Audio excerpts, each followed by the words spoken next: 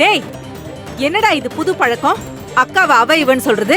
மா, நான் என்ன சொல்றேன், நீங்க என்னமா பேசிட்டு இருக்கீங்க? இவன் எனக்கு கிடைக்கிற இந்த கம்பெனி திட்டம் போட்டு கிடைக்க விடாம போயிட்டான்னு சொல்றேன். நீங்க புனிதாவுக்கு சாதகமா பேசிட்டு இருக்கீங்க. இத பாரு, உன்னை விட புனிதாவுக்கு தொழில அனுபவம் ஜாஸ்தி. மாப்பிள்ளை விசாரிச்சு சொல்லிருக்காருனா அது பொய்யா இருக்காது. பா, கொஞ்சம் பொறுமையா இருடா. ஒரு 2-3 பேர்கிட்ட கம்பெனி பத்தி விசாரிப்போம். ஏன் எதுக்கு எடுத்தாலும் இப்படி கத்திக்கிட்டு இருக்க? மாப்பிள்ள அப்போ சொல்றாருல, அதை அப்படியே கேட்டுக்க. அவர் சொல்றதும் சரிதானே. வியாபாரத்தில் புனிதாவுக்கு இல்லாத அனுபவமா? அதுவும் இல்லாம முதல் தடவை இவ்வளோ காசு கொடுத்து ஒரு கம்பெனியை வாங்கணும்னு பாக்குற. இதெல்லாம் கவனமா இருக்க வேண்டிய விஷயம் தானே.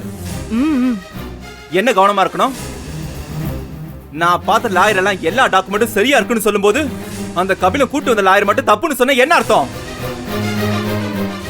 இந்த சொத்து அவங்க மட்டும் ஆளணும்னு நினைக்கிறாங்கன்னு அர்த்தம். டேய், என்னடா பேச்சு பேசிட்டு இருக்க? உள்ளத பேசுறேன்ப்பா.